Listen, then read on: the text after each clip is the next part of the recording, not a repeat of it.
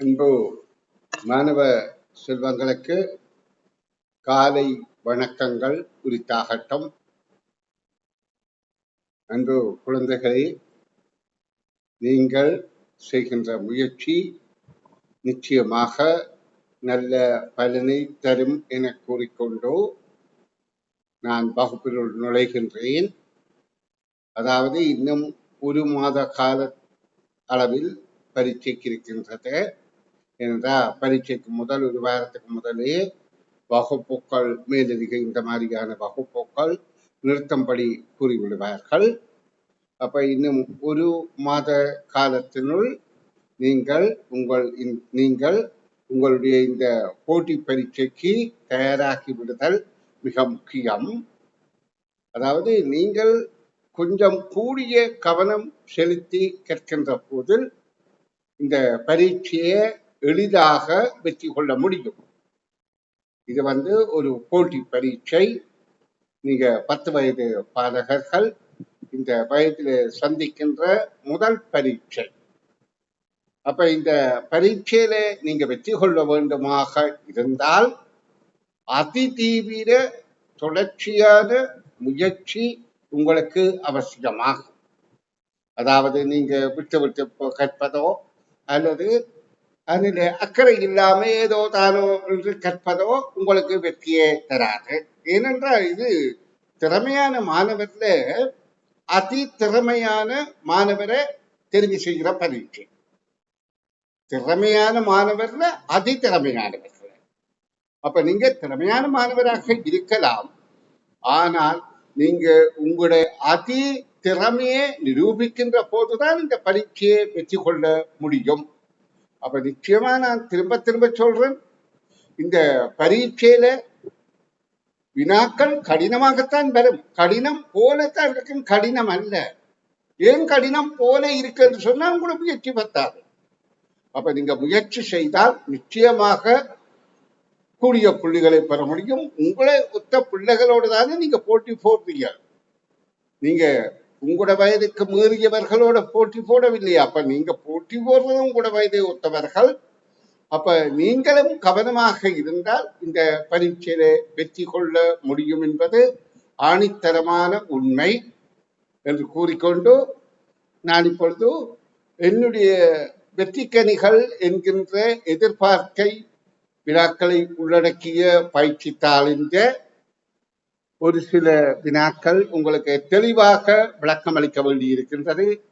அதாவது கடந்த வகுப்பில 32வது வினாவை நான் உங்களுக்கு கற்பித்துக் கொண்டிருக்கின்ற வேளையில, அதாவது கற்பித்துக் கொண்டிருக்கின்ற வேளையில அது இட நின்று விட்டது. அதாவது சூம் ஒரு குறிக்கப்பட்ட நேரத்தை தான் செயற்படும். அந்த நேரத்துக்குள்ள நாங்கள் கற்க வேண்டும். பாருங்க, இவ்வளவு அழகாக பிள்ளைகள் கீறி இருக்கிறார்கள். அவையின் முயற்சியும் பாராட்டத்தக்கதான். அதாவது குளப்படியிலையும் நீங்க தான் முன்னணியாயிருப்பீர்கள். காரணம் என்றால் திறமையானவன் கொஞ்சம் குளப்படியாத்தான் இருப்பான், அதுல பிழை இல்லை. சரி, நான் இன்னைக்கு கேள்விக்கு வருகிறேன்.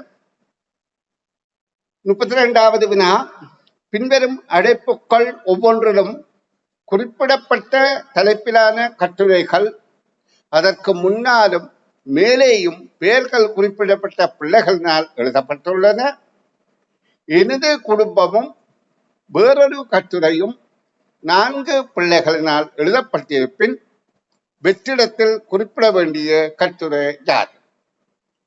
இங்க என்ன சொல்லப்பட்டிருக்கின்றது என்றால், இங்க ஒரு அட்டவணை தரப்பட்டிருக்கும். எங்களுக்கு தெரியும், அட்டவணை என்றால் நிரல் நிலையாக இருக்கும். அப்ப இரண்டிலேயும் தகவல்கள், அதாவது இப்ப நாங்கள் பாடசாலை வகுப்பு நேர சூசி என்கின்ற கால அட்டவணையை பார்ப்போம். திங்கள், செவ்வாய், புதன், வியாழன், வெள்ளி என 5 நாட்களையும் குறித்துவிட்டு அந்த பாடங்கள் நடக்கிற ஒழுங்கு நிரலாக தரப்படும். அப்ப எங்களுக்கு அதெல்லாம் பழக்கம். அட்டவணை தகவல்களை வெளிப்படுத்துவது. ஆனா இங்கே உள்ள அட்டவணை வித்தியாசமான அட்டவணையாக இருக்கின்றது. ஆனா இது எப்படிப்பட்ட அட்டவணை என்றால், இது தூரத்தை காட்டுகின்றதுக்கு தயாரிக்கப்பட்ட அட்டவணை. இப்ப நான் அதை உங்களுக்கு தெளிவான விளக்கம் தந்துவிட்டு கற்பிப்பதுதான் சிறப்பானதாக இருக்கும். இப்ப ஒரு நகரம் இருக்கின்றது, ஏ நகரம் என்று. அந்த நகரத்தில இருந்து அடுத்து பி நகரம் இருக்கின்றது, அடுத்து சி நகரம் இருக்கின்றது, அடுத்து டி நகரம் இருக்கின்றது. இப்ப நாங்க கொழும்புல இருந்து யாழ்ப்பாணம் போறோம் என்று வைத்துக் கொள்வோம். அப்ப கொழும்புல இருந்து யாழ்ப்பாணம் போறதா இருந்தா கொழும்புக்கு அடுத்ததாக நாங்க போய் கொண்டிருக்க புத்தளம் நகரத்தை சந்திப்போம். புத்தளத்துக்கு அடுத்து அன்றாதபுரத்தை சந்திப்போம்.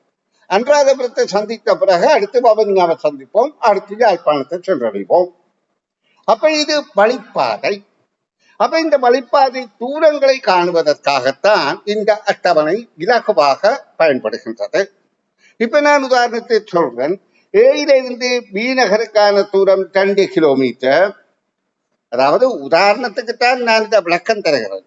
பியில இருந்து சிக்கான தூரம் 3 கிலோமீட்டர், சியில இருந்து டிக்கான தூரம் 4 கிலோமீட்டர். பாருங்க, 4 நகரங்களுக்கு 3 இடைவெளிகள் தான் இருக்கின்றது. அப்ப இந்த அட்டவணையில 3 நிரல் இருந்தால் போதுமானது. அதாவது ஒரு நிரல், 2 நிரல், 3 நிரல் இருந்தால் போதுமானது. அதே போல நிறைகளும் 3 நிறை இருந்தால் போதுமானது. இதான் இந்த அட்டவணை. இங்க பாருங்க, 3 நிரல் இருக்கு, 3 நிறை இருக்கு. நான் இப்ப இந்த தூரம் காட்டிய அட்டவணையைத்தான் உங்களை விளக்கம் தருகின்றேன். அப்ப ஏ நகரம் என்பதை நாங்கள் இங்கே எழுதி மேலே பி எழுதுறோம், அடுத்து சி எழுதுறோம், அடுத்து டி எழுதுறோம். இப்படியாக இந்த நகர அட்டவணை ஊடாக நாங்கள் தூரங்களை கணிப்பதற்கு பழகிக்கொள்ள போகின்றோம். இப்ப இங்கே சொல்லப்படுகின்றது ஏயிலிருந்து பி வரையிலான தூரம். இங்க பாருங்க, ஏயிலிருந்து பி வரையிலான தூரம் 2 கிலோமீட்டர். அப்ப இந்த அட்டவணையில அதை எழுதுறோம். அதே மாதிரி பியிலிருந்து சி வரையிலான தூரம் 3 கிலோமீட்டர். அதை இங்கே எழுதியாச்சு. சியிலிருந்து டி வரையிலான தூரம் 4 கிலோமீட்டர். அதை இங்கே எழுதிவிட்டோம். இப்போ ஒருவர் ஏயிலே ஆரம்பித்து டிக்கு சென்றடைவதென்றால் அவர் என்ன செய்வார்? ஏயில இருந்து பார்ப்பார், டியில இருந்து பார்ப்பார். அதாவது நிரலாக பார்த்து அந்த அடைப்பிலே என்ன எண் இருக்குதோ அதுதான் அந்த தூரம் என்பதை இலகுவாக கண்டுகொள்ளலாம். அப்ப இப்ப எங்களுக்கு இதுல ஏயில இருந்து டிக்கான தூரம் என்றால் இந்த 3 தூரங்களையும் கூட்ட வேணும்.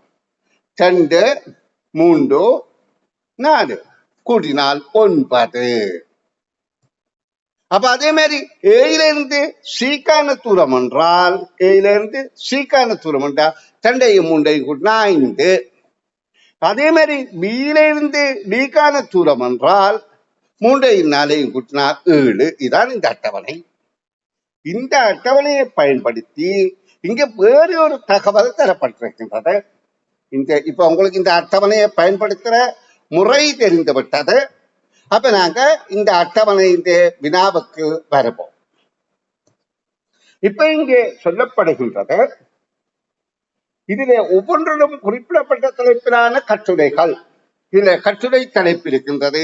எனது குடும்பம் துவிச்சக்கரவண்டி, எனது குடும்பம், எனது அம்மா துவிச்சக்கரவண்டி, இதிலே எனது அம்மா போய் வண்டி பயணம் துவிச்சக்கரவண்டி என்று பல தலைப்பிலான கட்டுரை தலைப்புகள் இருக்கின்றது. இப்ப இங்கே கூறப்பட்ட விடயம் என்னென்றால், பின்வரும் அடைப்புகள் ஒவ்வொன்றிலும் குறிப்பிடப்பட்ட தலைப்பிலான கட்டுரைகள் அதற்கு முன்னாலே என்றால் முன்னுக்கு இருக்கிறது, முன்னாலும் மேலேயும், மேலே என்றால் மேலே இருக்கிறது நிதர், முன்னாலே என்றால் பலமிருந்த இடமாக முன்னுக்கு இருக்கிறது. நாங்க ஒரு சொல்லி எழுதியிருக்க இடமிருந்து பலமாகத்தான் எழுதுறோம். இங்க பலமிருந்த இடமாக முன்னாலே இருப்பவரின் பெயரும் கீழிருந்து மேலாக மேலே இருப்பவரின் பெயரும் அந்த புத்தகத்தை, அந்த கட்டுரையை எழுதியிருக்கின்றது புலனாகின்றது. மேலேயும் பெயர்கள் குறிப்பிடப்பட்டுள்ள பிள்ளைகளினால் எழுதப்பட்டுள்ளது. எனது குடும்பமும் வேறொரு கட்டுரையும் 4 பிள்ளைகளினாலும் எழுதப்பட்டிருப்பின் வெற்றிடத்தில் குறிப்பிட வேண்டிய கட்டுரை யாது? அப்ப இதுல 2 கட்டுரைகள். ஒன்று எனது குடும்பம் என்ற தலைப்பிலான கட்டுரை, வேறு ஒரு கட்டுரை, அது என்னன்னு தெரியாது. அந்த கட்டுரையும் 4 பிள்ளைகளாலும் எழுதப்பட்டுள்ளது. 4 பிள்ளைகளார் கவின், நவீன், ரேவதி, பாத்திமா. அப்ப நாங்க இந்த அட்டவணையை பார்க்க தெரியுது எங்களுக்கு. எனது குடும்பம் என்பதை கவினும் எழுதியிருக்கிறார், நவீனும் எழுதியிருக்கிறார். அப்ப எனது குடும்பம் என்பதை கவினும் எழுதியிருக்கிறார், நவீனும் எழுதியிருக்கிறார், 2 பிள்ளைகள். அடுத்தது இங்க எனது குடும்பம் என்ற கட்டுரை தலைப்பு இந்த அட்டவணையில தந்தபடி ரேவதி, பாத்திமாவும் எழுதியிருக்கிறார்கள். அப்ப 4 பேரும் எனது குடும்பம் என்பதை எழுதியிருக்கிறார்கள். இப்ப வேறொரு கட்டுரையின் 4 பேராலே எழுதப்பட்டிருக்கின்றபடியால் நாங்கள் இந்த வேறொரு கட்டுரை எது என்று இந்த அட்டவணையில உற்று பார்த்தால் ஒரே சொல்லில தொடங்குறது. இங்க எனது குடும்பம் ஒரே சொற்கள். அதே மாதிரி இந்த துவிச்சக்கர வண்டியும் ஒரே சொல்லாக இருக்கின்றது 2 தடவை. அப்ப அது இந்த 2 பேரும் எழுதியிருக்கிறார்கள். இங்க குறித்திருக்கிறது இங்க 2 பேரும் எழுதியிருக்கிறார்கள், அதாவது கவினும் பாத்திமாவும். அப்ப துவிச்சக்கர வண்டியும் 4 பேராலும் எழுதப்பட்டிருக்கின்றன. அன்பு குழந்தைகளே, இது கடினமான பயிற்சி அல்ல. நீங்க கொஞ்சம் கவனம் செலுத்த தொடங்கிட்டீங்களா இருந்தா இது மிக இலகுவான பயிற்சி, வெற்றி கொள்ள முடியும், பயப்படாதீங்க. ஆனா உங்களுக்கு நான் இப்ப காலையில எழுந்து இந்த வகுப்புல பங்கு பெற்றுகின்ற அன்பு குழந்தைகளுக்கு நான் சொல்லக்கூடியது என்னென்றால், உங்களுக்கு பூரணமாக இந்த வகுப்பு விளங்குமா இருந்தா வகுப்புல பங்கு பெற்றுங்கோ. அரைகுறையாகவும் விளக்கம் இல்லாமலும் சும்மா அசவந்த போக்காக இருக்கிறீர்களா இருந்தா பேசாம இதை வேற பிள்ளைகள் பயன்படுத்த கொடுத்து விட்டு நீங்க வேற வழியில படிக்கிறத சிறப்பானது. ஏனென்றால் ஒன்றை எங்களுக்கு சரியென்று கண்டால் அந்த வழியில போங்க, இல்லையா விட்டுடுவோம். இதை நீங்க பயன்படுத்துறதாலும் பயன்படுத்தாம கெடுக்கிறதாலும் மற்ற பிள்ளையும் அது பயன்பெற முடியாம இருக்கும். அப்ப நான் கேட்டுக்கொள்றது, உங்களுக்கு இதுகள் விளங்கினால் படியுங்கோ, விளங்கலையா வேற வகுப்புகள்ல பங்கு பற்றி உங்களுடைய திறமையை காட்டுக்கோ. எல்லாருக்கும் எல்லா திறமையும் இருக்க நியாயம் இல்லைத்தான். ஒவ்வொரு திறமை அதிகபட்சத்துல இருக்கும். சரி, இப்ப நாங்க இந்த அட்டவணையில பார்த்தோம் பிள்ளைகள், அதாவது எனது குடும்பமும் துவிச்சக்கர வண்டியும் 4 பிள்ளைகளாலும் எழுதப்பட்டிருக்கு. இப்ப இந்த அட்டவணையின் வெற்றிடத்துல வர வேண்டியது எனது அம்மா வர முடியுமா என்று பார்ப்போம்.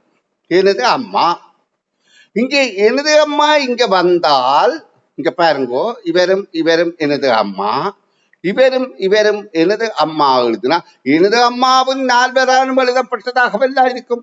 ஆனபடியால் எனது அம்மா வர முடியாது. அடுத்ததாக நாங்க உள்ள விடைகளை பார்க்கிறோம். இந்த புகைவண்டி பயணம் எழுத முடியுமா? புகைவண்டி பயணம் எழுதினால் இங்கு ஒரு இடமும் புகைவண்டி பயணம் இல்லை. அப்ப அது பொருத்தமாக இருக்குமே. 4 பேரும் எழுதினது துவிச்சக்கர வண்டி 2 எனது குடும்பம். அப்ப இந்த புகைவண்டி பயணம் இதுக்கு இருந்தால் ஒரு பிரச்சனையும் இல்லை. அப்ப இது விடையாக அமையும். நாங்க அடுத்த துவிச்சக்கர வண்டியை பார்ப்போம். துவிச்சக்கர வண்டி ஏற்கனவே 2 இடங்கள்ல இருக்குது. அதான் நாங்க பார்த்தா 4 பேர். அப்ப இதுக்குள்ள துவிச்சக்கர வண்டி வந்தால் அது ஒரு அதாவது சங்கடமான நிலையாக இருக்கும். என்னது, கவின் 2 தரம் துவிச்சக்கர வண்டி எழுதினவரா? ஒரு காத்தானே எழுதுறது. ரேவதி 2 தரம் துவிச்சக்கர வண்டி எழுதினதா? அதுவும் ஒரு காத்தானே எழுதுறா. அப்ப அது தவறானது. அப்ப சரியான விடை புகைவண்டி பயணம் என்பதை புரிந்து கொள்ளுங்கள். நன்றி மாணவ செல்வங்களே. நாங்கள் இனி அடுத்த வினாவுக்கு விடை காண முயற்சிகளை மேற்கொள்வோம்.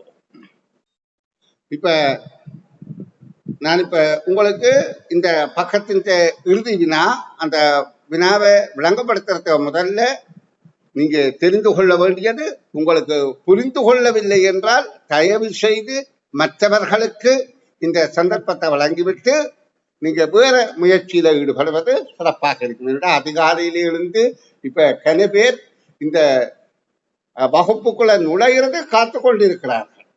ஏனென்றா 100 பேர் மட்டுமல்ல, கிட்டத்தட்ட 110 120 பேர் இதுக்கு எதிர்பார்த்து வந்திருப்பார்கள். மற்ற இடம் கிடைக்காம இருக்கலாம், அவர்கள் எதிர்பார்த்து கொண்டிருப்பார்கள். அப்ப அவர்களுக்கும் நீங்க சந்தர்ப்பத்தை வழங்கலாம். உங்களுக்கு புரியாத பட்சத்துல உங்களுக்கு விளங்கி கொண்டா நீங்க தாராளமாக வகுப்புல பங்கு பற்றி வெற்றி அடையுங்கோ. அது மிக முக்கியமானது. சரி, ஓகே. இனி 33வது வினாவை பார்வையிடுவோம். இப்ப இந்த 33வது வினாவில முதல்ல 3 வடிவங்கள் தரப்பட்டிருக்கின்றது. இந்த வடிவங்கள் ஏதோ ஒரு வகையில் இந்த வடிவமாக மாறுபடுகிறதென்றால், ஏனின் இப்படியாக மாறுபடும் எனின் இந்த வடிவம் இதனிலிருந்து இப்படியாக மாறுபட்டு வந்தது என்றதுதான் கேள்வி. கேள்வியை நல்லா புரிந்து கொள்ளும். இந்த 3 வடிவங்களும் இப்படியாக மாறுமாக இருந்தால் எனின் எந்த 3 வடிவங்களும் இப்படியாக மாறியிருக்கும்? இதா இதா இதா. அப்ப நாங்க முதல் இந்த வடிவங்களுக்கு நடைபெறுகின்ற மாறுபாடுகளை உற்று பார்த்தல் வேண்டும். இங்க நாங்க ஒவ்வொரு வடிவமாக பார்ப்போம். 1, 2, 3 வடிவங்கள். அங்கேயும் அடைப்பில 3 வடிவங்கள் இருக்கின்றது. முதலாவது வடிவம் வட்டம், அடுத்தது சமபக்க முக்கோணி, அடுத்தது செவ்வகம். அப்ப இந்த வடிவங்களை பற்றிய பண்புகள் எங்களுக்கு தெரியும். வட்டம் என்ற மைய உரு, ஆரைகள் சமன், பல சமச்சீர சிக்கல் உள்ளது. வட்டம் வண்டில் சக்கரம் போல எந்த சுத்தி கொண்டிருந்தால் எது மேலே எது கீழே எது முன்னுக்கு பின்னுக்கு ஒன்று தெரியாது. அதாவது அது இடம் மாறுவது அசைவது எங்களுக்கு புலனாகாது. ஏனது மைய உரு. அப்ப வட்டம் இங்க மாறுபட்டுதா மாறுபடவில்லையா என்பது எங்களுக்கு தெரியவில்லை. வட்டம் வட்டமாகத்தான் இருக்கின்றது, அப்படியே இருக்கின்றது. அது இங்க முதலாவதாக இருக்கின்றது. இங்க அடைப்பில முதலாவதாக இருக்கின்றது. அடுத்து இந்த முக்கோணியை இங்க பார்க்கின்ற போது எங்களுக்கு தெரிகின்றது, இந்த முக்கோணி தலைகள் போல் தோற்றமளிக்கின்றது. இது சம பக்க முக்கோணி என்றபடியால் அது தலைகீழ் என்று மட்டும் நாங்கள் தீர்மானிக்க முடியாது. இது 3 பாகம் வலம் சுழியாக அல்லது இடஞ்சுழியாக நகர்ந்தாலும் இப்படித்தான் இருக்கும். ஏன்? இதுக்கு 3 சமச்சீரச்சுக்கள் இருக்கின்றது. அந்த சமச்சீரச்சு கோட்டு வழியே 3 ஒரு பாகம், அதாவது ஒரு வட்டத்தின் 3 ஒரு பாகம் நகர்ந்திருந்தாலும் இப்படியாகத்தான் இது இருக்கும். ஆனா இந்த செவ்வகம் என்ன நடந்திருக்கின்றது? சரியாக கால்வட்டம். அதாவது இது கிடையாக இருந்தது, நிலைக்குத்தாக மாறுகிறது. நாங்க கடிகார முள்ளில பார்ப்போமா இருந்தால் இது 9 மணியில நின்றது 12 காட்டுகின்ற மாதிரி, அதாவது கிடையாக இருந்தது நிலைக்குத்தாக மாறி இருக்குது. அப்ப கால்வட்டம் நகர்ந்திருக்கின்றது. அப்ப நாங்க இதுல பார்த்தோம், இந்த 3வதாக இருக்கின்ற செவ்வகம் இங்க கால்வட்டம் நகர்ந்திருக்கின்றது. அப்ப நாங்க இந்த வடிவங்கள்ல பார்ப்போம், இந்த இதுல மேலே இருக்கிற வட்டம் கால்வட்டம் நகர்ந்தது எது? கால்வட்டம் நகர்வது வட்டத்தில் எங்களுக்கு தெரியவா போகுது. ஆனபடியால் இந்த வட்டம் இறுதியில வார விடைதான் பொருத்தமானது. அப்ப இந்த விடை பொருத்தமில்லை என்பது எங்களுக்கு தெளிவாகி விட்டது. வட்டம் இறுதியில இருக்கணும் 3வதாக, அதுதான் கால்வட்டம் திரும்பி இப்படியாக வந்தது வட்டம் என்றபடியால் அதுல வட்டத்தில திரும்புறது எங்களுக்கு தெரியாது. ஆனபடியால் 3வதாக வட்டம் என்ற முதலாவது 3வதும் பொருந்துகின்றது. நாங்க வலமிருந்து இடமாக 2வது முக்கோணத்தை பார்த்தோம். இதுல நான் சொன்னான், இது அரைவாசியின் திரும்பி இருக்கலாம் அல்லது 3 ஒரு பாகமும் திரும்பி இருக்கலாம். அப்ப நாங்க முதலாவது விடையில முக்கோணத்தை பார்த்தால், இந்த முக்கோணம், அதாவது இங்க 2வதாக இருக்கிற முக்கோணம் இங்க கீழே இருக்கின்றது. இந்த முக்கோணம் அந்த அடைப்பில கீழே இருக்கின்றதா? இல்லை, மேலதான் இருக்கின்றது. அப்ப இந்த விடையும் பொருந்தாது. அப்ப நாங்க இது பொருத்தமாண்டு பார்ப்போம். அதாவது இங்க 2 திசைகள், நாங்க ஈசான மூலை, அக்னி மூலை, நிறுதி மூலை, வாயு மூலை என்றும் உபதிசைகளை மனன பண்ணிக்கொள்ளலாம். ஈசான மூலை, அக்னி மூலை, நிறுதி மூலை, வாயு மூலை. சாரி, இது பிரதான திசையை போட்டு காட்டுறேன் நான். உபதிசைகள் ஈசான மூலை, அக்னி மூலை, நிருதி மூலை, வாயு மூலை. இது பிரதான திசைகள். வடக்கு, கிழக்கு, தெற்கு, மேற்கு. அப்ப இந்த உபதிசைகளை வேற சொற்களாலும் அழைக்கலாம். என்னென்று நாங்கள் அந்த வடக்கையும் தெற்கையும் ஆதாரமா வைத்துக் கொண்டு வடக்க முதல் சொல்லி வடகிழக்கு, இது தெற்கை ஆதாரமாக கொண்டு தென்கிழக்கு, இது தெற்கை ஆதாரமாக கொண்டு தென்மேற்கு, இது வட மேற்கு என்று சொல்லலாம். இப்ப இந்த அம்புக்கூடு இங்க பாருங்க, வடகிழக்கும் தென்மேற்குமாக இருப்பது இப்ப இந்த நிலையில இருக்கிறது. அதாவது அடுத்ததிலே அடுத்த திசையாக வருகிறது. அது கிட்டத்தட்ட கால்வட்டம் நகர்ந்திருக்கின்றது. ஆனா மூன்றில் ஒரு பாகம் என்று கருதுறதுல தவறு இல்லை. அப்ப இது பொருத்தமாக இருக்கின்றது. அடுத்ததாக நாங்க பார்க்க வேண்டியது முதலாவது வடிவம் வட்டம் மேல வந்திருக்குது. அப்ப இதுல முக்கோணம் மேல வந்திருக்குது. அதிலையும் எங்களுக்கு தவறில்லை. ஆனபடியா மூன்றாவது விடைதான் பொருத்தமானது. இது மாறுபாடுகளை இனங்காணும் ஆற்றல்.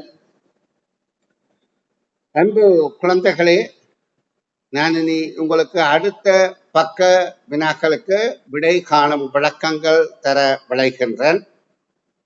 உங்களை மிகவும் பாராட்டுகின்றேன். ஆனா கொஞ்சம் சந்தோஷமா இருக்க பாருங்க. உங்களுடைய முகத்தை பார்த்தா என்ன கவலையா கிடக்கு. ஐயோ பாவம், இந்த குழந்தைகளை விடியவல்லன்னு நித்திரையால எழுப்பி வருத்துகின்றீனோ என்றும் மனதுக்கு ஒரு சலனம் வருது. ஏனென்றால் நான் இப்ப நீண்ட காலமாக கற்பித்துக் கொண்டு வருகின்ற ஒரு ஆசிரியர். அந்த நம்பிக்கையில நீங்க வாரீர்கள். நானும் அந்த மாதிரி உங்களுக்கு எவ்வளவு தெளிவாக கற்பிக்க முடியுமோ கற்பித்துக் கொண்டிருக்கிறேன். நீங்க ஏற்கனவே பாடசாலைகள்ல நல்லா படித்துக் கொண்டிருப்பீர்கள், எனக்கு தெரியும். அப்ப உங்களுடைய அந்த முயற்சியோட இந்த சிறு உதவியும் உங்களை நிச்சயமாக பரீட்சையில உயர்ந்த நிலை அடைய வைக்கும். ஆனாலும் உங்களை அதிகாலையில பார்க்க உங்களோட முகங்களை பார்த்தால் ஏதோ அடிச்சு போட்டு எழுப்பி விட்ட மாதிரி கிடக்குது. உங்களை அம்மா அப்பா எல்லாரும் நித்திரையாலேயே எழுபடி எழுபடா எழுபடா பள்ளி நாய் பூனை என்று சொல்லி பேசி எழுப்பி விட்டது போல எனக்கு தோற்றம் அளிக்குது உங்களோட முகங்களை பார்த்தா. அப்ப நீங்க என்ன செய்யணும் என்றால், காலையில கொஞ்சம் சந்தோஷமா இருங்கோ. அது ஒரு கவலையும் இல்லை. இது நல்ல காரியம் தான் செய்கிறோம். விளங்குதா? உங்களை அம்மா அப்பா அப்படித்தான் எழுப்பி இருந்தாலும், ஏய் எழும்ப எழும்ப எழும்ப எழும்ப, ஐயோ இது ஒரு இதுமா மாடு படுத்து கொண்டு எழும்புதே இல்லை என்று சொல்லி சில பேர் எழுப்பி இருப்பார்கள். அது எங்களுக்கு நடந்ததான் சிந்திக்க. அப்ப அப்படி எழுப்பி இருந்தாலும் அது உங்களை நல்வழிப்படுத்துறதுக்காகத்தான் அவ முடியாத கட்டத்துல அந்த சொற்பிரயோகத்தை பயன்படுத்தலாம். அதுல தவறு இல்லை. அது அன்பின் நிமித்தம் அப்படி பயன்படுத்தலாம். அப்ப ஆனாலும் நீங்கள் கொஞ்சம் சந்தோஷமா சிரிச்சு கொண்டு பார்ப்போம். உங்களோட முகத்தை பார்க்கறதுக்கு என்னடா பெரிய கவலையா இல்லை இருக்கிறாரு. ஐயோ இந்த குழந்தைகள் இவ்வளவு கவலைப்படுது, நானும் இதற்கு ஒரு பக்கத்துல சப்போர்ட் ஆகிட்டு இருக்கிறேன்னு கவலைப்படுறேன். சரி பிள்ளைகள், கொஞ்சம் சிரிக்கிறீர்கள், நல்லா வாழ்த்துக்கள். உங்களுக்கு நான் என்னால முடிந்தளவும் இந்த ஒரு மாதத்துக்கு தொடர்ச்சியாக வகுப்புகள் எடுத்து உங்களுக்கு ஒரு சிறு உதவி நான் செய்வேன்.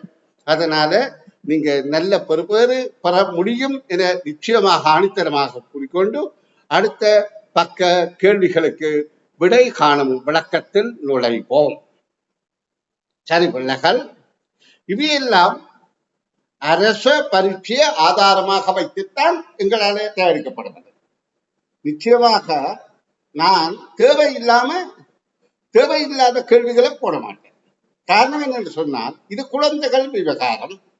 அப்ப குழந்தைகள் விவகாரத்துல எங்கட திறமையை காட்டி நாங்கள் எங்கட பாண்டித்யத்தை வழிகாட்ட வேண்டிய அவசியம் இல்லை.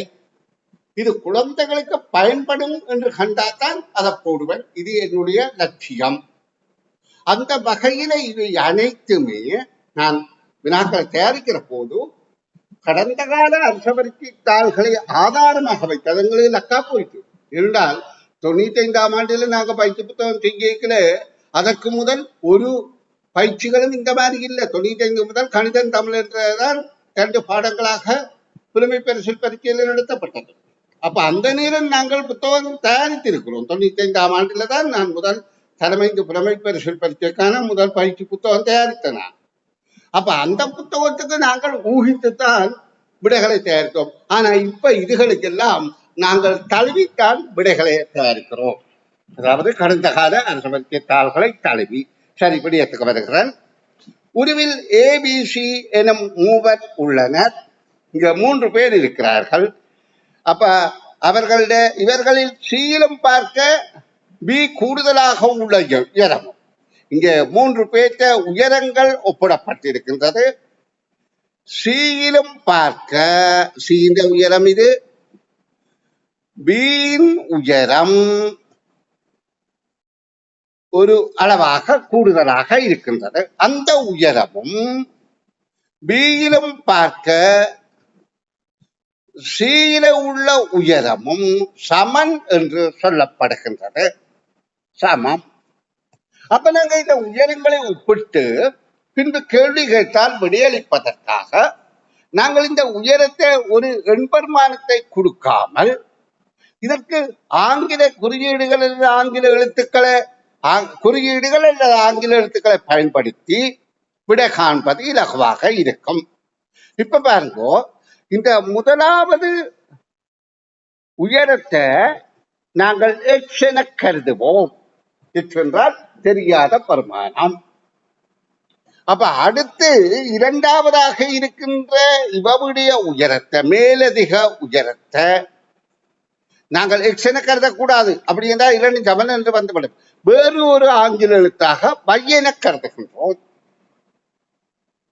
அப்ப அதே போலத்தானே அடுத்த உயரமும் இருக்கின்றது. அப்ப அதுக்கு சற்றென்று போட தேவையில்லை, வேறு எழுத்து எழுத தேவையில்லை, அதுக்கும் பைதான்.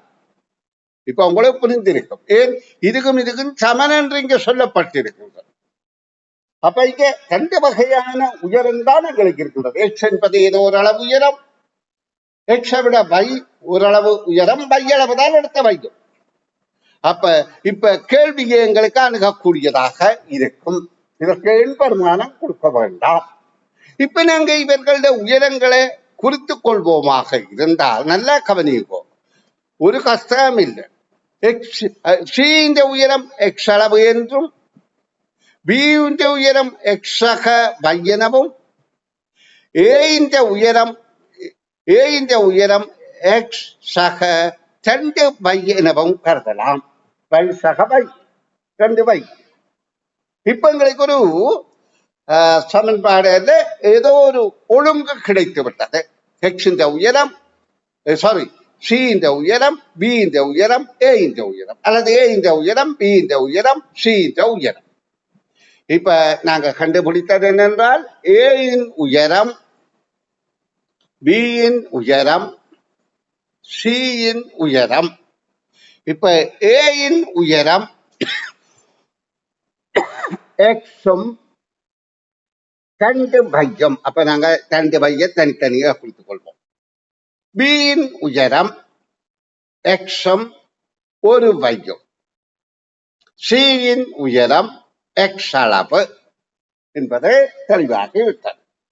இப்ப கேள்வி என்ன? இந்த அளவும் அந்த தகவல் இனித்தான் கேள்வி வருது. இவர்களுள் ஏசி இருவரதும் உயரங்களின் கூட்டுத்தொகைக்கு, ஏசி இருவரது உயரங்களின் கூட்டுத்தொகைக்கு இவர் 2 பேரையும் கூட்டினால் வருகின்ற கூட்டுத்தொகை பாப்பமே. கூட்டினால் எக்ஸும் எக்ஸும் சேர்ந்தால் 2x, மற்றது 2y. அப்ப 2y. இந்த ஏயும் சியையும் கூட்டின கூட்டுத்தொகைக்கு பியின் உயரத்தை ஒப்பிட்டார். இந்த பி இந்த உயரம் எவ்வளவு இங்க இருக்குது? 1x. அதாவது பி இந்த உயரம் இங்கே தரப்பட்டிருக்கின்றது 1x 1y. அப்ப இப்ப எங்களுக்கு விளங்குகின்றது ഇതിന്റെ, அதாவது 1x 1y இது மடங்குதான் 2x 2y 2 மடங்கு. அதே போல அந்த 2 மடங்கு அரைவாசி தான் 1 மடங்கு. இப்படி பார்த்தா 1 மடங்கு அரைவாசி. இப்ப கேள்வி என்ன? இவை ஏசி இருவரதும் உயரங்களின் கூட்டுத்தொகைக்கு இந்த ஏயும் சியையும் சேர்த்து வருகின்ற உயரங்களின் கூட்டுத்தொகைக்கு பியின் உயரத்தை ஒப்பிட்டால், இந்த சொற்களை நல்லா கவனியுங்கோ, இதான் மடக்குவார்கள். மடக்கிற இதுலதான் அதாவது பியின் உயரத்தை ஒப்பிட்டால் இவர்கள் 2 பேர்த்த உயரமும் 2 மடங்கு, 2 மடங்கோடு நாங்கள் 1 மடங்கை ஒப்பிட்டால் அரைவாசி என்பதுதான் விடையாகும். சில பிள்ளைகள் 2 மடங்கு என்று தவறாக விடையளிப்பார்கள். அதற்காகத்தான் இப்படி போடுறது. இப்ப கேள்வியுடைய தாற்பயத்தை விளங்கிக் கொள்ளுங்கோ. இந்த சொற்களுக்கு எவ்வளவு முக்கியத்துவம் இருக்கு என்பதை உங்களுக்கு இப்ப விளங்கும். கேள்வி விளங்கிக் கொண்டாலும் விடையளிக்க அப்செட் ஆகிருக்குது. ஏன்? அதுல சொற்களுக்குரிய சரியான கருத்தை விளங்கிக் கொள்ளணும். இவர்களுள் யார்? இந்த 3 பேரில் ஏசி இருவரதும் உயரங்களின் கூட்டுத்தொகை ஏசி 20 உயரங்களின் கூட்டுத்தொகை 2x 2y என கண்டோம். 2x என்று போடுவோம். அதாவது ஏசி என்ற இருவரதும் நிறைகளின் கூட்டுத்தொகை 2x 2y என்பது கூட்டுத்தொகைக்கு. இந்த கூட்டுத்தொகைக்கு பியின் உயரத்தை ஒப்பிட்டால், பியின் உயரம் எவ்வளவு? எக்ஸும் வையையும் ஒப்பிட்டால், இதோட இதை ஒப்பிட்டால் இது அரைவாசி என்பது தெளிவாகின்றது. அன்பு குழந்தைகளே, நீங்க மிக கவனமாக செய்கிற போது சிறப்பாக செய்து, இதுகளில் தான் இந்த வெட்டுப்புள்ளி கொஞ்சம் கூடுறது. அதாவது சில ஒவ்வொரு கேள்விக்கும் 2 புள்ளி இருக்குது. அப்ப இந்த கேள்விகள் எங்களுக்கு முக்கியம். ஏன்? தலைமைந்து புலமை சொல் பரிச்சையில ஒவ்வொரு புள்ளிக்கும் முக்கியத்துவம் இருக்கின்றது. சரி, இனி நாங்கள் 35வது வினாவை பார்வையிட முடியுதா என்று பார்ப்போம். ஏனென்றால் நேரம் நெருங்கிக் கொண்டிருக்கின்றது. சரி பிள்ளைகள், உருவில் 10 வட்டங்கள் ஒன்றோடொன்று இணைந்தபடி, அதாவது முக்கோண கோலத்துல 10 வட்டங்கள் இருக்காம். ஒன்று கீழே, அதாவது இந்த வட்டங்கள் எப்படி இருக்கின்றது? ஒன்று கீழே, பிறகு 2, அது கீழே 1 2 3, பிறகு 1 2 3 4. அப்ப இது முக்கோண கோலம். இந்த முக்கோண கோலத்துல மொத்தம் 10 வட்டம் இருக்கும். 4வது முக்கோண எண். அப்ப இதுல சொல்லப்படுகிறது 10 வட்டங்கள் ஒன்றோடு ஒன்று இணைந்தபடி உள்ளன. பொது எல்லையின் பக்கங்களில் இருக்கும் பகுதிகளில் ஒரே வகை நிறங்கள் இராதவாறு. பொது எல்லை என்பது இதனோட இது எல்லை, இதனோட இது எல்லை, இதனோட இது எல்லை, இவ்வாறு இருப்பதுதான் எல்லைகள். எல்லைகள்ல இருக்கிறதுல ஒரே வகை நிறம் இருக்காதவாறு 10 வட்டங்களில் நிறம் தீட்டுவதற்கு குறைந்தபட்சம் எத்தனை வகை நிறக்கலவைகள் தேவை என்று கேட்கப்படுகின்றது. அப்ப இதுக்குள்ள வேற வேற நிறங்களாக இருக்க வேண்டும். பொது எல்லையில அயல்ல பக்கத்துல ஒரே நிறமாக இருக்கக்கூடாது. அப்படி இருந்தால் குறைந்தபட்சம் எத்தனை நிறக்கலவை தேவை என்று கேட்டால், நாங்க இந்த முதலாவது விட 3க்கு பொருத்தமாக இருக்குதோன்னு பார்ப்போம். இதுக்கு சிவப்பென்று வைத்துக் கொள்வோம். அப்ப மற்றதுக்கு நாங்கள் கருப்பை நிலச்சி கொள்வோம், கருப்பு. அப்ப மற்றதுக்கு நீலத்தை நிலச்சி கொள்வோம். இப்ப 3க்கும் வேற வேற நிறம் இருக்கு. இப்ப நாங்கள் நான் திரும்ப அந்த பேனாவாலே அதில் கீறிவிட்டுட்டேன். நான் திரும்ப அழித்து கீறுறேன் பிள்ளைகள். காரணம் என்னென்றால் நான் அதே பேனியாத அப்படியே கீறிவிட்டேன். சரி, இது நீலம் என்று வைத்துக் கொள்வோம், இதை கருப்பென்று வைத்துக் கொள்வோம், இது சிவப்பென்று வைத்துக் கொள்வோம். இப்ப 3 நிறங்களும் கீறிவிட்டோம்.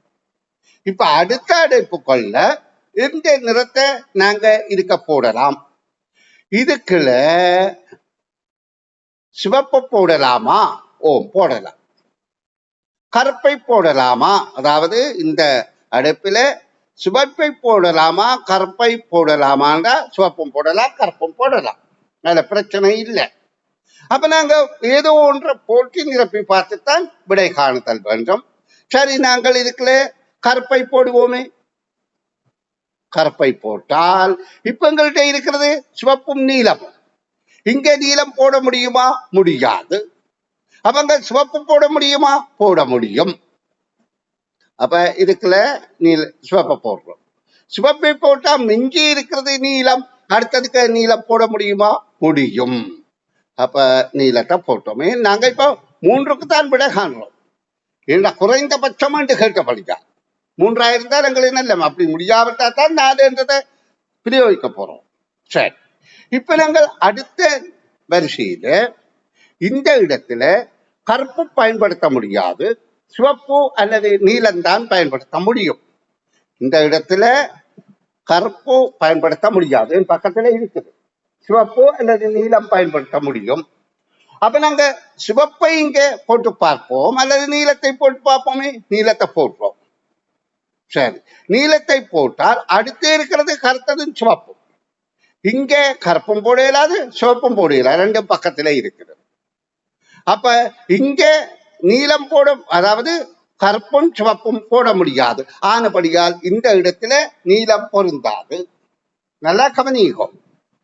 அப்ப இந்த இடத்துல நாங்க வேறு ஒரு நிறத்தை தான் கொடுக்க வேண்டும். நீலம் தவிர்ந்தது சிவப்பு கருப்பு. இப்ப இந்த இடத்துல நீலம் இருக்கிறபடியால் இங்க நீலம் போட முடியாது. அப்ப சிவப்பு கருப்பு போடலாமா? சிவப்பு கருப்பும் பக்கத்துல இருக்கு. அப்ப இந்த விடையில நாங்கள் இது 3 என்பதை நிறுவ முடியும். இந்த முறையில பார்த்தால் 3 பொருந்தாது.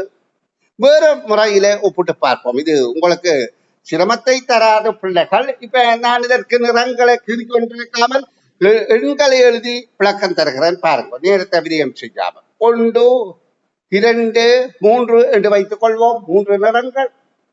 இப்ப இந்த இடத்துல 2 இட முடியாது, 1 அல்லது 3 இடலாம். சரி, நாங்கள் இதுக்கு 3 இட்டால் அடுத்ததாக 2 இட முடியாது, 1 இடலாம். அப்ப இங்கே 2 இடலாம். அந்த 1, 2, 3 ஒழுங்கில. இப்ப இந்த கீழடிப்பில 3 இருக்கின்றது. அப்ப 3 தவிர்த்த 2 1 2. இப்போ 1 இங்க இட முடியாதபடியா 1 இங்க இட்டோம், 2 இங்கே இடலாம். Okay, no problem. இனி 3 இங்கே இடலாம். சரி, இப்ப இந்த 1 இங்கே இடலாம். அப்ப முதலாவது விடை பொருந்துகின்றது. அப்ப நீங்க இந்த வினாக்களுக்கு விடையளிக்கின்ற போது மிகுந்த கவனம் செலுத்தும்படி அன்போடு கேட்டுக்கொள்கின்றேன். அதாவது பிள்ளைகள், நாங்கள் இனி இந்த கிடைத்த நேரத்தை சரியாக பயன்படுத்தி வகுப்பை நிறைவு செய்ய போகின்றேன். உங்களுக்கு இது எல்லாம் புரிந்திருக்கும் என்று எதிர்பார்க்கிறேன். அப்படி புரியவில்லை என்று சொன்னா கொஞ்சம் சிக்கலாகத்தான் இருக்கும். அப்ப நீங்க என்ன செய்யணும், திரும்ப இது நான் யூடியூப்ல போடுவேன், அதுல பார்த்து தெளிவு பெறுங்கள். உங்களை ஓரளவு சிறப்பாக என்னால நீங்க அதிகாலையில எழும்பி எனக்காகவும் உங்களுக்காகவும் முயற்சி செய்கின்றீர்கள். உங்களுடைய முயற்சி வெற்றியடைய நானும் என்னாலான உதவிகளை செய்வேன் என கூறிக்கொண்டு வகுப்பை நிறைவு செய்கின்றேன்.